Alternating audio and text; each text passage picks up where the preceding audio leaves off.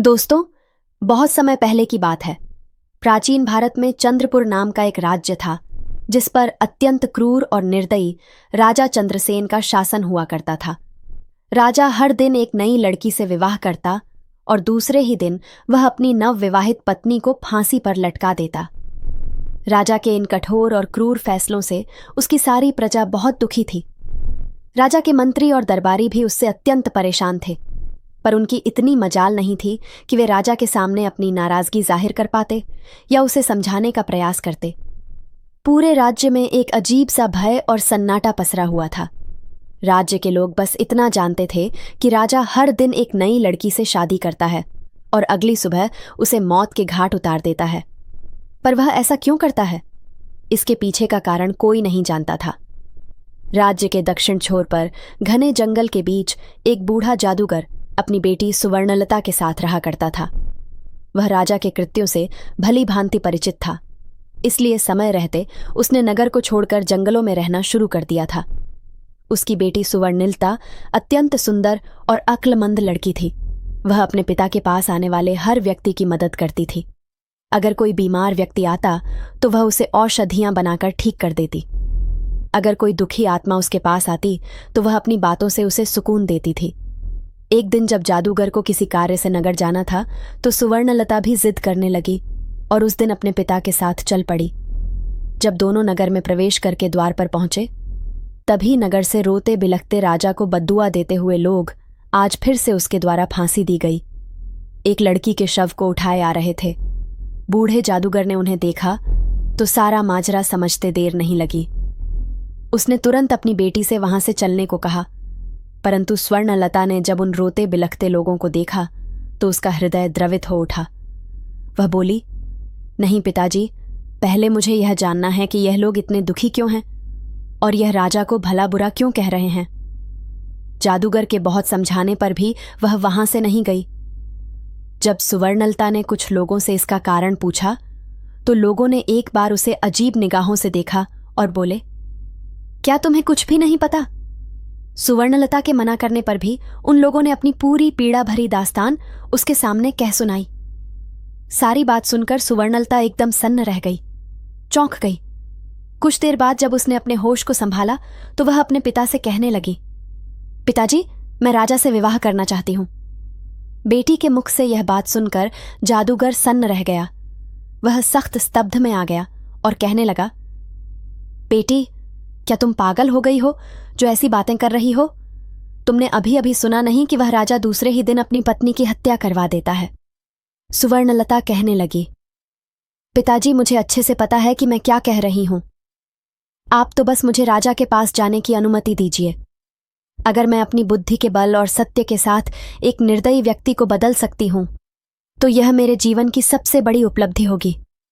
वरना एक दिन मरना तो सभी को है और किसी की मृत्यु राजा के नहीं बल्कि उस ऊपर वाले के हाथ में है।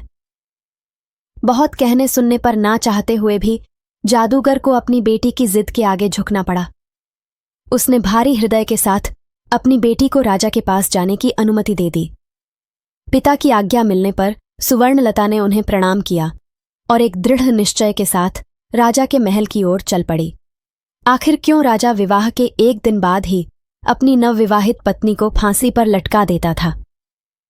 शुरू से राजा ऐसा क्रूर और निर्दयी नहीं था। वह एक बड़ा ही नेक दिल और प्रजा का ध्यान रखने वाला प्रजापालक राजा था। जब वह विवाह योग्य हुआ तो उसके पिता कमल सेन ने उसका विवाह रत्नप्रभा नाम की सुंदर युवती से कर दिया। रत्नप्रभा अपने नाम की ही तरह अति सुंदर और आकर्षक स्त्री थी। राजा चंद्रसेन भी उसके रूप का कायल हो गया था। वह दिलोजान से अपनी पत्नी से प्रेम करने लगा। सब कुछ ठीक चल रहा था। फिर एक दिन ऐसा हुआ कि राजा के पैरों तले जमीन खिसक गई। एक दिन जब राजा कचहरी से सीधे रानीवास की ओर आया और रानी के कक्ष में पहुंचा तो उसने जो दृश्य देखा उसे देख वह सन्न रह गया। उसकी पत्नी रत्नप्रभा एक गुलाम के साथ इश्क लड़ा रही थी। यह देखकर राजा चंद्रसेन का पूरा संसार उजड़ गया। उसने तुरंत अपनी पत्नी रत्नप्रभा और उस गुलाम को जिंदा ही एक दीवार में चिनवा दिया। रानी रत्नप्रभा की मृत्यु के बाद राजा गुमनामी के समुंदर में डूबता चला गया। उसने सबसे मिलना जुलना बंद कर दिया। कचहरी दरबार सब छोड़ दिया, बस एक अंधेरे कमरे में खुद को बंद कर लिया। जब भी राजा आंखें बंद करता, उसे अपनी पत्नी और गुलाम का वह दृश्य बार बार याद आता था। समय बीतता गया, पर वह दृश्य राजा के दिल दिमाग से मिटा नहीं। बस वहीं से राजा के भीतर एक राक्षस ने जन्म ले लिया। अब वह प्रतिशोध की अग्नि में जलने लगा। राजा ने देश के मंझे हुए चित्रकारों को बुलवाया और रानी व गुलाम का वह दृश्य ज्यों का त्यों चित्रित करवाया। फिर उस चित्र को अपने सैन्य कक्ष की दीवार पर टंगवा दिया। अपनी पत्नी की बेवफाई से राजा इतना आहत हुआ कि अब उसे पूरी औरत जात ही बेवफा लगने लगी थी। उसके दिल में औरतों के प्रति जो नफरत की आग लगी, वह कभी बुझ नहीं सकी। इसलिए उसने उस क्षण की विस्मरणीय पीड़ा को कैद करने के लिए वह चित्र अपने सामने रख लिया, ताकि कभी भूल ना पाए। क्रोध और प्रतिशोध की आग में जलते हुए राजा ने एक भयानक निर्णय लिया। अब वह हर दिन एक नई स्त्री से विवाह करेगा और अगली सुबह उसे मौत के घाट उतरवा देगा। शुरुआत में राजा के इस दर्दनाक और अमानवीय फैसले पर मंत्रियों ने उसे बहुत समझाने का प्रयास किया, परंतु राजा ने किसी की नहीं सुनी। उसका हृदय अब पत्थर बन चुका था। तब से लेकर अब तक राजा निर्दयता और क्रूरता से भरा जीवन जी रहा है। इधर जादूगर की बेटी सुवर्णलता भी राजा के महल में पहुंच गई। उसने महल के पहरेदार से कहा, मुझे राजा से मिलना है, मैं उनकी पत्नी बनना चाहती हूं। यह सुनकर पहरेदार ने उसे अजीब दृष्टि से घूरा, जैसे यह विश्वास ही ना हो पा रहा हो कि कोई ऐसी लड़की अपनी जान जोखिम में डालने के लिए आई है। फिर उसने चुपचाप उसका संदेश राजा तक पहुंचा दिया। राजा भी यह सुनकर चकरा गया। उसने सोचा, ये कैसी लड़की है जो अपनी मृत्यु को खुद ही गले लगाना चाहती है। राजा ने तुरंत सेवकों को आदेश दिया कि उस लड़की को तुरंत उसके सामने लाया जाए। सिपाहियों के साथ आती सुवर्णलता को राजा ने देखा और वह बस उसे देखता ही रह गया। आज तक उसने इतनी मासूम, सुंदर और शांति से भरी स्त्री नहीं देखी थी। सुवर्णलता की आंखों में एक अजीब सी सच्चाई और विश्वास था, जिसे राजा ने महसूस किया।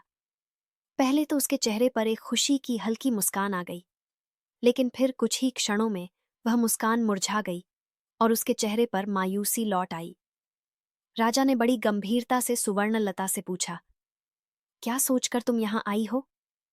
क्या तुम्हें पता नहीं है कि मुझसे विवाह करना यानी मृत्यु को गले लगाना है? सुवर्णलता निश्चल और दृढ़ नायक की तरह बिना किसी संकोच के राजा की आंखों में आंखें डालकर बोली, हे राजन, मुझे आपके बारे में सब कुछ मालूम है। मैंने सब कुछ जानकर ही आपसे शादी करने का निश्चय किया है। राजा हैरान होते हुए कहने लगा, ठीक है, अगर तुम सब जानती हो और तुम्हारा यही फैसला है तो मुझे कोई ऐतराज नहीं है।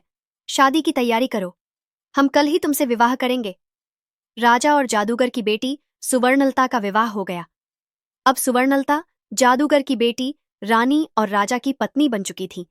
रात को सुवर्णलता ने 16 श्रृंगार किए और सुहाग की सेज पर बैठकर राजा का इंतजार किया। उसकी आंखों में एक अद्भुत विश्वास था, मानो उसने अपने जीवन की सबसे बड़ी चुनौती का सामना किया हो और अब वह अपने नायक के सामने थी। जब राजा चंद्रसेन ने कमरे में आया और दुल्हन के रूप में सजी हुई सुवर्णलता को देखा तो वह उसकी खूबसूरती का कायल हो गया। लेकिन तभी उसका ध्यान दीवार पर लगी अपनी मृत पत्नी की तस्वीर की ओर चला गया। उसकी आंखों में एक दर्द और गुस्सा जाग उठा। उस तस्वीर ने राजा की सारी यादें ताज़ा कर दीं और उसकी आंखों में औरतों की बेवफाई की आग फिर से जल उठी। लेकिन राजा के दिल के एक कोने में सुवर्णलता के साहस, उसकी सादगी और उसकी खूबसूरती को देखकर एक अलग ही जगह या शायद कहीं इज्जत बन गई थी। राजा ने गुस्से में कहा, तुमने यह बेवकूफ़ी वाली हरकत क्यों की? यह जानते हुए भी कि कल सुबह तुम्हें हम कत्ल करवा देंगे ना, कि विवाहिता रानी, तुम्हें क्या हो गया है? सुवर्णलता बड़े ही शिष्टाचार और आदर के साथ अपनी आंखों में बिना डर और बिना झिझक के राजा की आंखों में देखती हुई बोली, मेरे स्वामी, यह फैसला तो उस ऊपर वाले ने किया है और उसका फैसला मुझे हर हाल में मंजूर है। राजा कहने लगा, सुबह तुम्हारे साथ क्या होगा, यह जानते हुए भी? रानी सुवर्णलता बोली, महाराज, मैं अच्छी तरह से जानती हूं कि सुबह होते ही मुझे आप मरवा देंगे, लेकिन उससे पहले मेरे पास आज की पूरी रात है। और मोहब्बत की खुशी को लंबाई से नापा नहीं जा सकता, बल्कि उसकी गहराई देखी जाती है। राजा कहने लगा, तुम्हारी इन दिल फरेब बातों का मेरे ऊपर कोई असर नहीं पड़ने वाला। रानी सुवर्णलता बड़े ही प्रेम और मर्यादा के साथ कहने लगी, हे स्वामी, मैं एक रात के लिए ही सही, पर आपकी पत्नी तो हूं, इस नाते इस रात पर मेरा पूरा हक है। सुबह जो आपको करना है आप कर लीजिए, बोली महाराज। पर अभी के लिए अपने इस गुस्से को त्याग दीजिए, कीजिए और थोड़े शांत हो जाइए। रानी सुवर्णलता की बात सुनकर राजा का क्रोध ठंडा पड़ जाता है और वह आराम से कमरे में रखी एक कुर्सी पर जाकर बैठ जाता है। रानी सुवर्णलता कहने लगी, महाराज, आज की रात आपका दिल बहलाने के लिए मैं आपको क्या सुनाऊं? कोई किस्सा सुनाऊं? कोई सैर सुनाऊं? क्या शायरी सुनाऊं? या फिर कोई गाना सुनाऊं? राजा कहने लगा, तुम मेरी एक रात की पत्नी हो और इस रात पर तुम्हारा पूरा हक है। चलो, तुमको एक किस्सा सुना दो। रानी बड़े अदब से राजा को महाराज एक किस्सा सुनाना शुरू कर देती है। एक व्यापारी था, उसकी बीवी, एक जवान बेटी और दो छोटे बेटे थे। बेटी जवान होने के कारण व्यापारी को दिन रात उसके विवाह की चिंता खाई जाती थी। वह पैसे जोड़कर अपनी बेटी का विवाह धूमधाम से करना चाहता था। एक बार उसे व्यापार के लिए परदेश जाना था। सफर लंबा था, इसीलिए वह अपने घर वालों से कुछ दिनों में आने के लिए कहकर वहां से चला जाता है। जाते हुए उसकी बेटी उसे खजूर देती है और कहती है, बाबा, सफर लंबा है, भूख लगे तो रास्ते में इस खजूर को खा लेना। दिया हुआ खजूर लेकर व्यापारी प्रदेश के लिए निकल पड़ता है। लंबा रास्ता और तेज धूप के कारण वह चलते चलते थक जाता है। तभी उसे रास्ते में एक कुआं नजर आता है। उसने सोचा, क्यों ना थोड़ी देर यहीं बैठकर आराम कर लूं और खजूर खा लूंगा, साथ ही शीतल जल ग्रहण कर लूंगा।